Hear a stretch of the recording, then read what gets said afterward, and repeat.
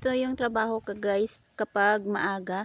And magwawalis tayo. Tapos habang nagwawalis tayo, nakasalang na yung ating kanin. Tapos si Mateo, nire-ready na rin natin yung kanyang mga gamit, pati baon. Kaya ayan, walis tayo to the max guys. Nakapagligo na rin tayo niyan. Ayan, umulan kasi kagabi kaya mabasa yung lupa. Ganito yung aking winawalisan, ganito kalawak, kalapad. Ayan, dito pa lang yan sa harap guys, yung ating wawalisan. Meron pa akong dito sa may banda sa may yan, ang mga nito, ang mga dahon nito nilalagay ko sa mga puno para maging fertilizer sa ating mga halaman, lalo na sa mga prutas. Nilalagay ko lang siya sa gilid kasi bawal din naman tambakan mo sa yung pinakapuno. Sa gilid lang natin yan ilalagay yung mga dahon. Tapos dito naman tayo sa bandang may puso, sa may bumba banda.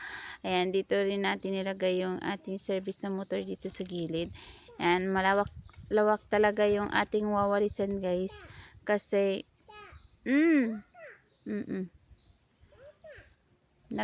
tayo, wawalis ang buong paligid, just me.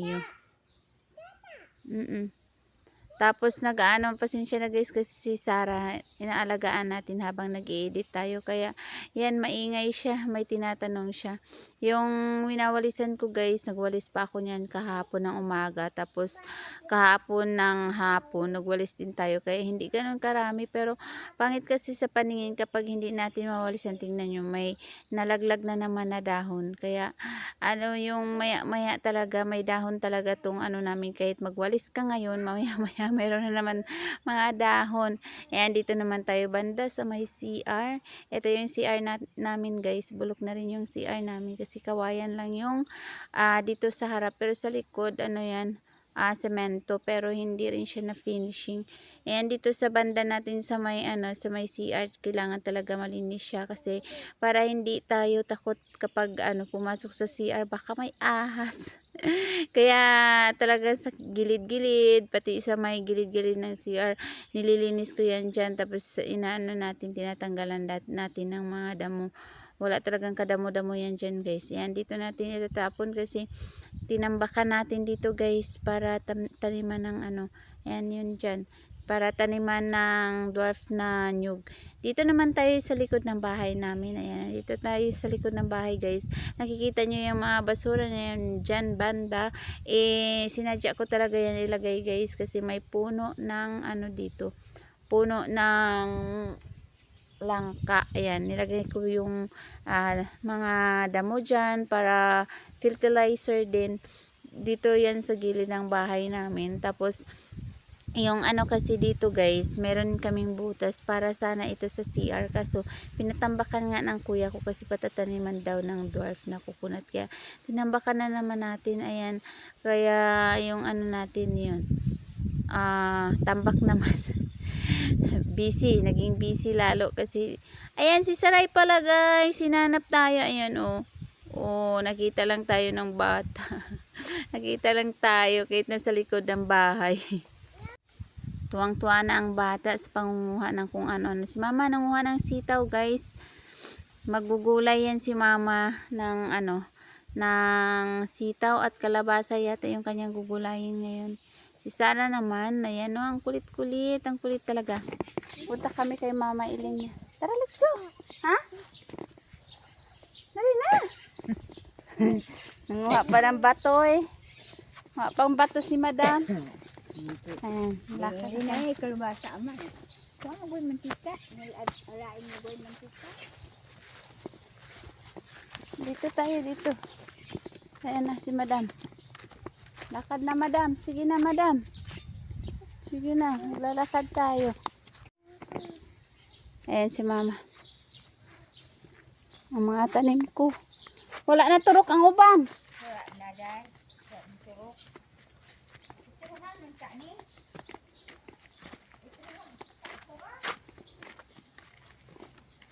Madam, saan ang punta mo? Asas Mama Day? Baho? Oh, baho daw. Tatanungin mo siya guys kung saan yung mama niya. Trabaho daw. Punta tayo kay mama, no?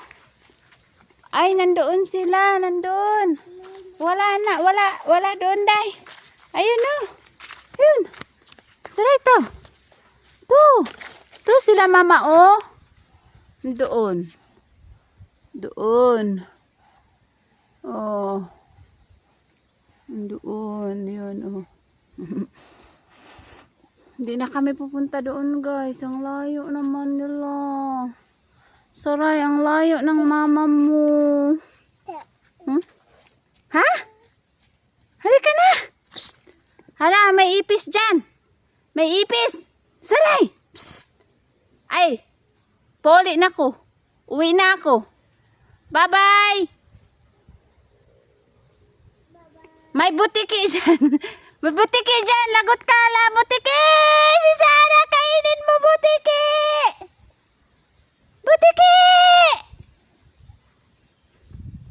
Day.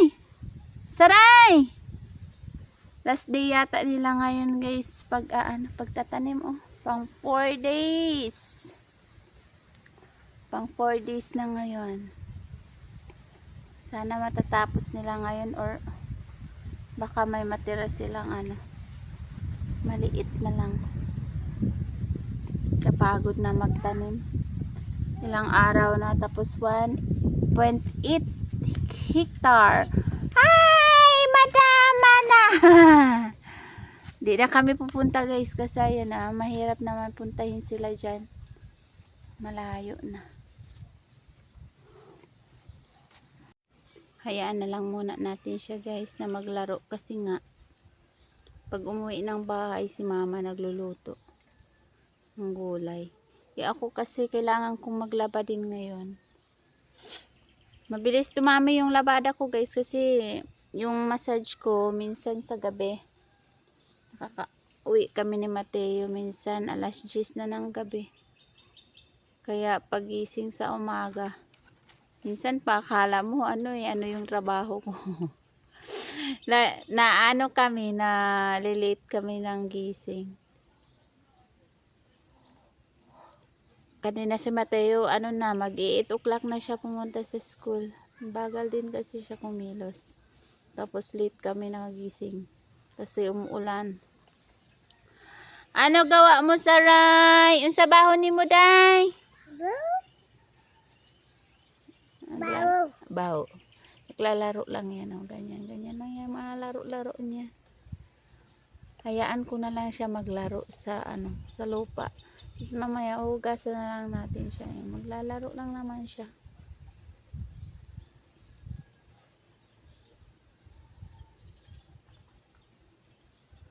No, tagal ni mama matapos sa trabaho, no? Si Sarah, tagal na antay.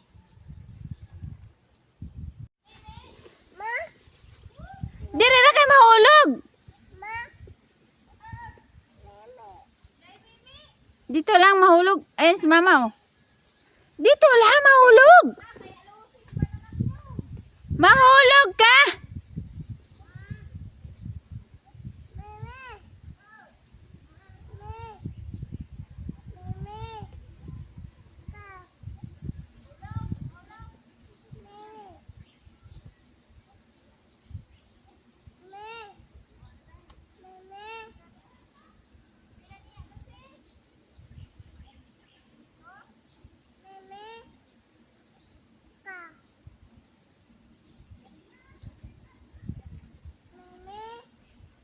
Mimi. Mimi ka. Mahulog. Dali, mahulog. Yay! May masarap si mama pagkain. Yay! Wow! Saging. Ayaw ka tumutagan. Saging. Agi hugaw. Kamu tugaw. Awa man imong kamu. Dirty. O dadalito kang lola nimo. Ang tag sa mong mama tata. Na matuno basta iri to mo. O iyo hawid di mahulog dire pud to mo. Si thank you to mama. Thank you mama. Agi. Uli naman. Uwi na. Thank you. Kagis mama. Mahatagan. Mabigyan ng ano ng saging oh. Uwi na. Mahulog to iya. Stoy, saray! Malag, aghawiran man. Ngayon hagawit. Dua ka kamot. Uli naman po. Oo, uwi na tayo ha. May pagkain. Thank you, Mailin. Back to work ba sila? Tara, uwi na. Kayo wash na ang hands. Hugasan ng kamay. Tingnan mo. Pagkatapos na tagan dinglin na, uwi na. Walay pa na mailit sa mama. Ay, naku. Tara na.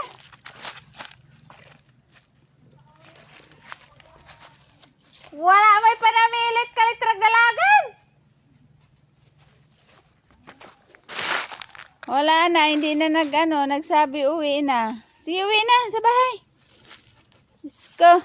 Kay wash ng hands.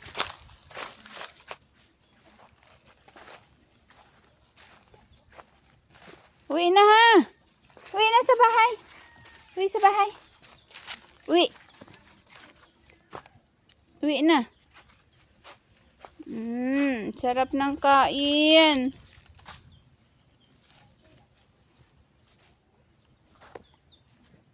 Agiwan na, dirty. Pagdating natin ng bahay, ayan, nakaluto na ng gulay si mama. Tapos si Sarah, pinapatulog na rin natin kasi tapos na siya kumain ng banana Q at saka gatas. Nag-inom din siya ng gatas kaya busog mash naman siya. Kaya pinatulog na natin guys para makapaggawa na tayo ng ating mga gawain. Lalo na yung ating labahin kasi tambak na naman. Ang bilis dumami yung ating, yung ating labahin. Thank you for watching.